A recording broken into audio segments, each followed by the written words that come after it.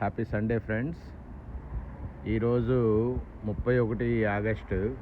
ఆస్ట్రేలియాలో అన్ని సిటీస్లో యాంటీ ఇమ్మిగ్రేషన్ ప్రొటెస్ట్లు జరగబోతున్నాయి. కాబట్టి మీరు మిమ్మల్ని మీ కుటుంబ సభ్యులందరినీ క్షేమంగా ఉంచుకోండి. ఇప్పుడు ఈ వీడియో ద్వారా మీకు ఏం చూపిస్తున్నానంటే, అక్కడ మీకు ఒక నారింజకాయ తొక్క కనిపిస్తుంది కదా, అది అక్కడికి ఎలా వచ్చిందో తెలుసా?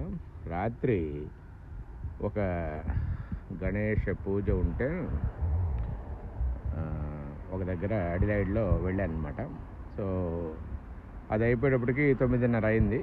సరే అని చెప్పేసి వచ్చి కారు ఎక్కి బయలుదేరబోతుంటే కరెక్ట్గా ఇక్కడ ఇంత పెద్ద ఆరెంజ్ది ఇలా ఉండిందనమాట. హాఫ్ ఆరెంజ్ ఇక్కడ ఉండింది ఒకటి. తర్వాత ఇక్కడేమో ఈ మిగతా ఆరెంజ్, ఇది ఇక్కడ మీకు ఆ మరకలు కనిపిస్తుండొచ్చు, ఆ ఆరెంజ్ జ్యూస్ కూడా కనిపిస్తుండొచ్చు. సో అది అక్కడ ఉండింది. అంటే ఆల్రెడీ నేను ఇప్పటికి కార్ స్టార్ట్ చేశాను కాబట్టి ఆపలేదు. సో వైపర్స్తో ఏమో ఇక్కడ ఉండేదాన్ని మూవ్ చేశాను. బట్ ఇక్కడ ఆ వెంట మీద పడ్డ ఆరెంజ్ హాఫ్ వచ్చేసి అక్కడ ఇరుక్కుపోయింది. ఈరోజు అది తీయాలి. సో నా హైపోథసిస్ ఏంటంటే, ఎవరో మంచి ఆరెంజ్ కాయ పెద్దదాన్ని తీసుకొని ఇక్కడ కొట్టారు. కొడితే అది రెండుగా చిట్లి సగం ఇలా అంటుకుపోయింది, మిగతా సగం ఇలా పడిపోయింది అనమాట.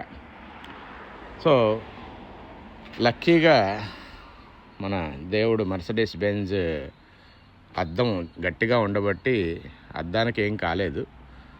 అదే వాళ్ళ చేతిలో ఆరెంజ్ పండు కాకుండా ఏ కొబ్బరికాయో లేకపోతే రాయో ఉండుంటే ఈ అద్దం ఇప్పటికీ పటాపంచలు అయిపోయిండు.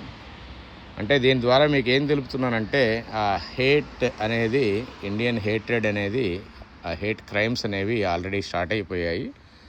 ఇక్కడే మొన్న ఒక 2 వారాల క్రితం ఒక ఇండియన్ రెస్టారెంట్ని కూడా తగలబెట్టారు. కాబట్టి ఈరోజు దేశమంతా మార్చ్ జరుగుతుంది కాబట్టి చాలా జాగ్రత్తగా ఉండండి. వీలైనంత వరకు ఇళ్లలోనే ఉండండి. ఇంట్లో ఉండి క్షేమంగా ఉండండి.